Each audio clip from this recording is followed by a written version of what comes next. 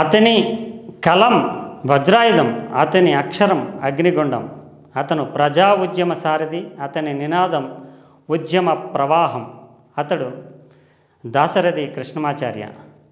అలనాడు నిరంకుశ నిజాం వ్యతిరేక ఉద్యమం నుంచి ఇటీవల జరిగినటువంటి తెలంగాణ ప్రత్యేక రాష్ట్ర ఉద్యమం వరకు ఒక పోటెత్తిన విప్లవంలా వెల్లువలా సాగినటువంటి నినాదానికి రూపకర్త, కష్టాల కడలిని ఎదురీదుతూ విప్లవోద్యమ పంతాకి తనను తాను అంకితం చేసుకుంటూ ముందుకు దూకినటువంటి సమరయోధుడు దాశరథి కృష్ణమాచార్యులు.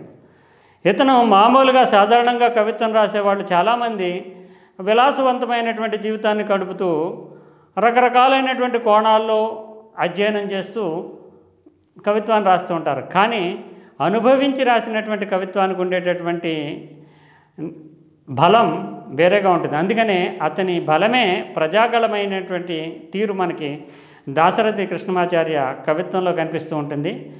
20 ఏళ్ల వయసులోనే నిజాంకి వ్యతిరేకంగా అతను సాగించినటువంటి పోరు కావచ్చు, ఈ రోజున ప్రజాస్వామ్యంలోనే ప్రభువులకు వ్యతిరేకంగా లేదంటే ముఖ్యమంత్రులు ప్రధానమంత్రులకు వ్యతిరేకంగా మాట్లాడాలంటే భయపడిపోతున్నటువంటి పరిస్థితి, ఏ రకంగా కేసులు పెడతారో అనేటటువంటి ధోరణి ఉంది. కానీ ఆ రోజున నిరంకుశమైనటువంటి ప్రభుత్వాలు, చట్టాలు ఇతరత్ర ఏమీ అవసరం లేనటువంటి పరిస్థితులు కూడా ఉంటూ ఉంటాయి. కానీ నిజాంని తీవ్రంగా వ్యతిరేకిస్తూ నా తెలంగాణ కోటి రత్నాల వీణ, నిరంకుశ నిజాం పిశాచమా, నిన్ను పోలినటువంటి రాజు ప్రపంచాన్ని ఎక్కడైనా వెతికితే దొరుకుతాడా అంటూ జైలులోంచి సైతం నినదిస్తూ ప్రజా ఉద్యమానికి, ప్రజల్లో చైతన్యం రేకెత్తించడానికి, తెలంగాణ సమాజం జాగరూకతకి ఎంతగానో కృషి చేసినటువంటి ఒక సాహసిగా మనము దాశరథి కృష్ణమాచార్యని చూడాల్సి ఉంటుంది.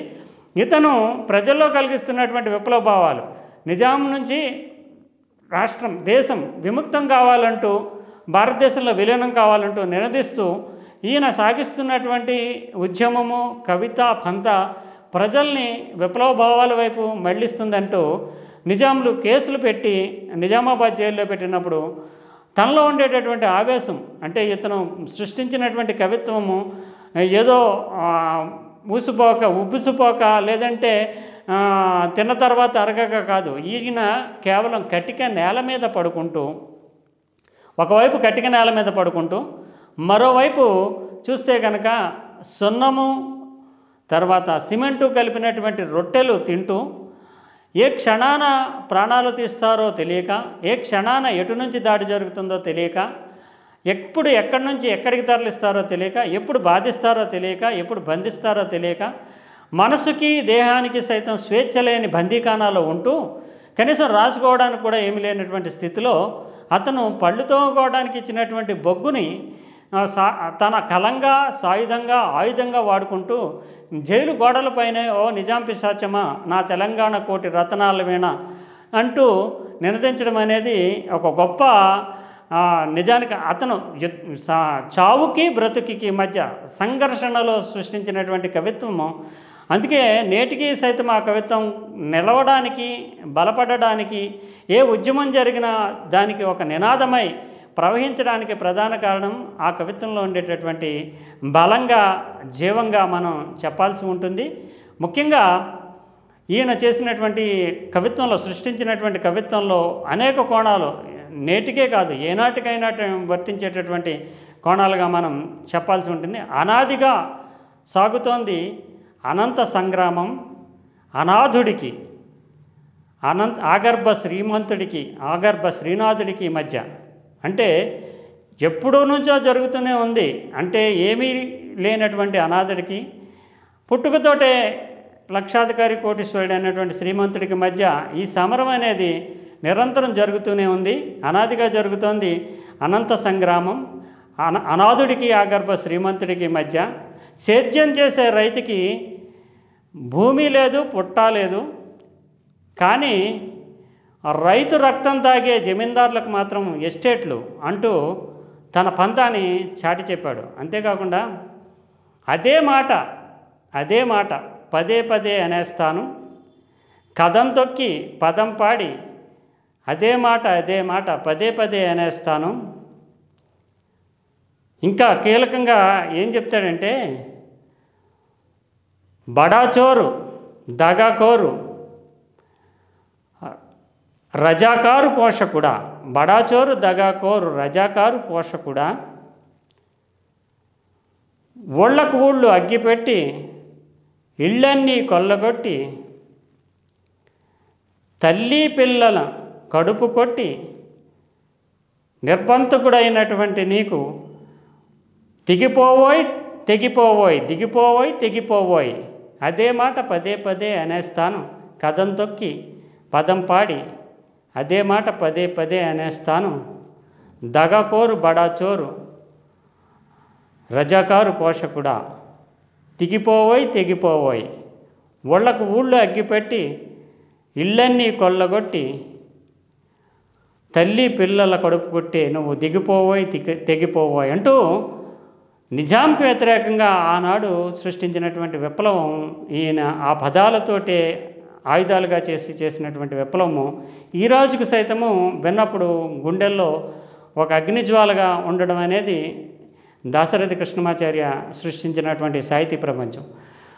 ఉర్దూ, ఇంగ్లీష్, తెలుగు, సంస్కృతంలో అంటే 4 విధాల బహుముఖ ప్రజ్ఞతో పాటు ఈయన 4 రంగాల్లో కూడా ఒక ఉద్యమ యోధుడు, తర్వాత సాహితీ స్రష్ట, సినిమా రచయిత, ఆకాశవాణి ప్రయోక్త, ఇలా 4 రకాలుగాను 4 రంగాల్లోనూ తనదైనటువంటి ముద్ర వేసుకున్నాడు. రచనలో సైతం చూస్తే కనుక అగ్నిధార కావచ్చు, తర్వాత రుద్రవీణ, జ్వాలాలేఖిని, మహాంధ్రోదయం, కబడ్దార్ చైనా, తిమిరంతో సమరం, మార్పు నా తీర్పు, ఇలా రకరకాలైనటువంటి సాహిత్య ప్రక్రియలు, గాలిబు కవితలను వేయడము, ఇవన్నీ. అంతేకాకుండా కేవలము విప్లవానికే కాకుండా భావ కవిత్వానికి సైతము ఆయన గొప్ప తనదైనటువంటి ముద్ర వేశాడు. అంతేకాకుండా సినిమా రంగం పైన సైతం, సినిమా రంగంలో రాసినవి 650, 700 కవితలు మాత్రమే అయినప్పటికీ సినిమా రంగంలో దాశరథి వేసినటువంటి ముద్ర ఈనాటికి సినిమా రంగంలో భావకవిత్వము, ప్రణయ గీతాలు, సరదా గీతాలు, ఆధ్యాత్మికమైనటువంటి భక్తి గీతాల్లో దాశరథి సృష్టించినటువంటి చరిత్ర ఇప్పటికీ ఈనాటికి ఏనాటికి కూడా చెరిగిపోయినటువంటిది, ప్రజల నాలుకలపై నడయాడేటటువంటిది అని మనం చెప్పాలి.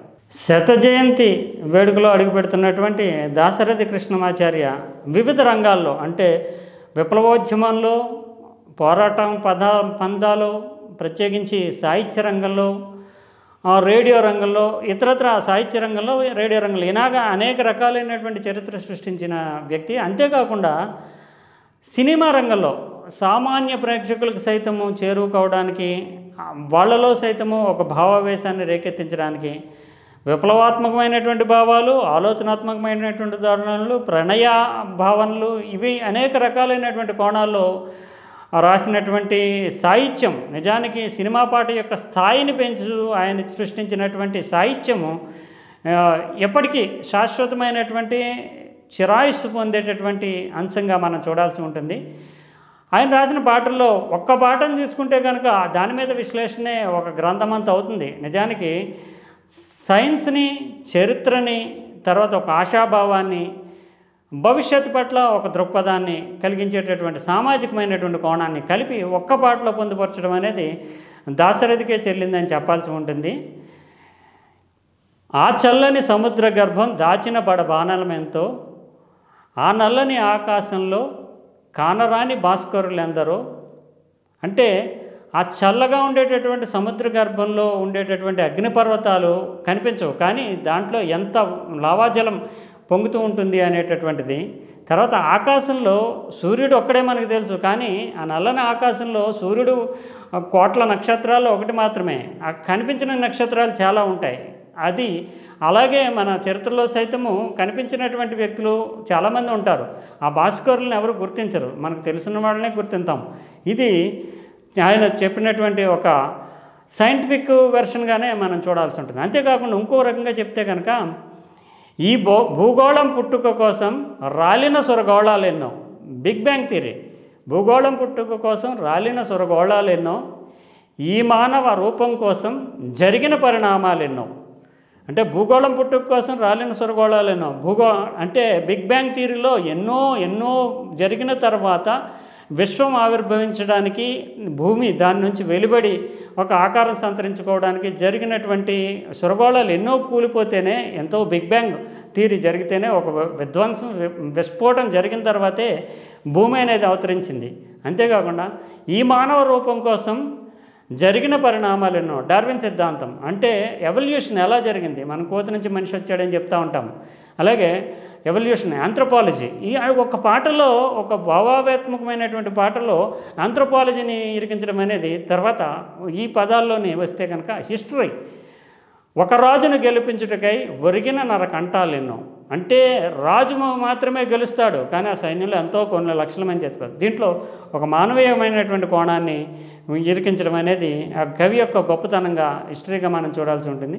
అప్పట్లోనే మనం చెప్పాలంటే భారతావని బలపరాక్రమాలు చెరవీడేది అన్నట్టుగా. అంటే అటు బ్రిటిషు ఇటు నిజాము ఆ సమయంలో భారతావని అగ్నిదారు నుంచి తీసుకున్నటువంటి కవిత్వం ఇది.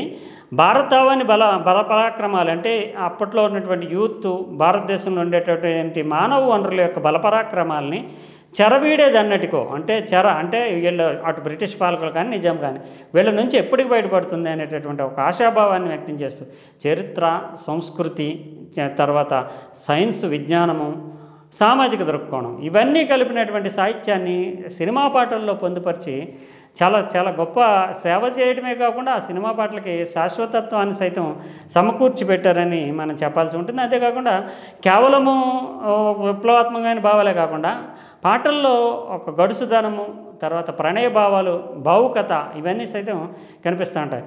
నిజానికి చిలిపి చిలిపి పదాలతో ఖుషీ ఖుషీగా నవ్వుతూ, చలాకి పాటలు రోవుతూ, హుషారు నింపేవులే నిషా కన్నుల దాన. అంటే ఎంత సరదా అయినటువంటి, ఈ రోజులో చెప్పాలంటే ఐటమ్ సాంగ్స్ అంటూ బూతులు పెడుతున్నారు, కానీ అంత చిన్న చిన్న పదాలతో హుషారైనటువంటి నింపేటి అది ఇప్పటికూ సైతం పెదాలపైన, నాలుకపైన నడయాడుతూ నవ్వు పుట్టించేటటువంటి ఒక శృంగార రసభరితమైనటువంటి గీతాలు.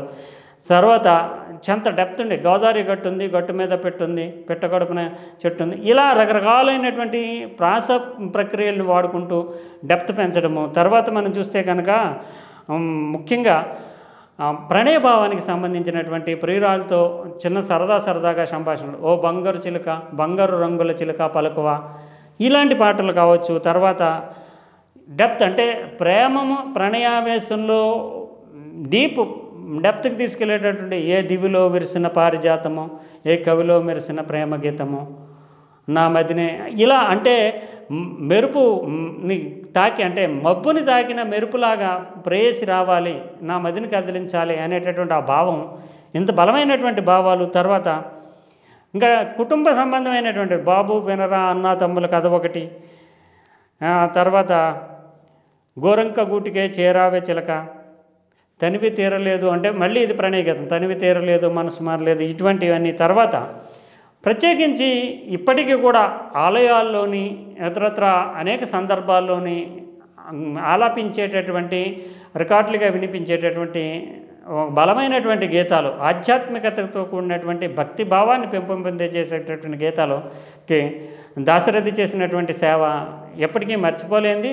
ఆ దేవుళ్ళకి ఆయన, అంటే ఆయన విప్లవము ఉద్యమ పంథా నుంచి మొదటి దశలో అయితే కమ్యూనిస్టు భావజాలం నుంచి వచ్చినప్పటికీ తను ఏ వృత్తి అయితే చేపట్టాడో ఆ వృత్తికి 100% న్యాయం చేయాలి. అంటే ఆధ్యాత్మికత, భక్తి భావాలు, భక్తి గీతాలు వస్తే కనుక 100% వాటికి న్యాయం చేసేటటువంటి అంకిత భావం, చిత్తశుద్ధి, తర్వాత వాటిని ఆ ధార్మిక భావజాలంలోకి వెళ్ళిపోయేటటువంటి ఒక తాదాత్మ్యం కలిగించేటటువంటి భావనను రేకెత్తించేటటువంటి పాటలు రాయడంలో దాశరథి వేసినటువంటి ముద్ర ముఖ్యంగా చెప్పుకోవాలి. పాడెదని నామమే గోపాల కానీ, రారా కృష్ణయ్య కానీ, మనసే కోవెలగా మమతలు మల్లెలుగా కానీ, నడిరేయి ఏజాములో స్వామి నన్ను చేర దిగువత్తువో కానీ, నన్ను పాలింపగా నడిచి వత్తువా కానీ, వేణుగాన లోలిని గన 1000 కనులు చాలువుగా, ఇలాంటి పాటలన్నీ ఇప్పటికి కూడా వినిపిస్తూ ఉంటాయి. అంటే 50, 60, 70 సంవత్సరాల క్రితం రాసినటువంటి, పాడినటువంటి పాటలు ఈనాటికి సైతము భక్తి పాటలు, అంటే ఒక సింబాలిక్గా భక్తి పాటలు అంటే ఇవి అనేటటువంటి ముద్ర వేసినటువంటి ఆ సాహిత్యాన్ని సృష్టించినటువంటి ఒక ఆధ్యాత్మిక కవిగా సైతము మనము దాశరథి కృష్ణమాచార్యని చూడాలి. శత జయంతి ఉత్సవాలు మొదలవుతున్నాయి. తెలుగు జాతికి, భారత జాతికి 2 తెలుగు రాష్ట్రాలకి ఆయన తెలంగాణ ఉద్యమము ఒక నినాదం, ఆయన సృష్టించినటువంటి నినాదము తరతరాలకు కొనసాగి ఒక ప్రత్యేక రాష్ట్ర ఆవిర్భావానికి కానీ లేదా తెలుగువాడు గర్వంగా చాటి చెప్పుకోవడానికి కానీ ఒక నినాదంగా మిగిలింది, ఒక ఉద్యమ స్ఫూర్తిగా నిలిచింది, ఒక జాగృతికి ప్రతీకగా ఉంది అంటే ఆ కవి అంతర్మథనం నుంచి వచ్చినటువంటి ఒక బడబానలంగా మనం చూడాల్సి ఉంటుంది. అటు సాహిత్య రంగంలో, ఉద్యమ రంగంలో, తర్వాత సినీ రంగంలో, ఆధ్యాత్మిక రంగంలో దాశరథి సృష్టించినటువంటి విప్లవము, దాశరథి వేసినటువంటి బాట, దాశరథి చూపినటువంటి మార్గము, దిక్సూచిగా మార్గదర్శిగా ఆయన తెలుగు సమాజానికి, తెలంగాణ చైతన్యానికి నిరంతరము స్పృహని, చైతన్యశీలతని కల్పించేటటువంటి వ్యక్తిగా, అజరామరుడుగా మనం చెప్పాలి.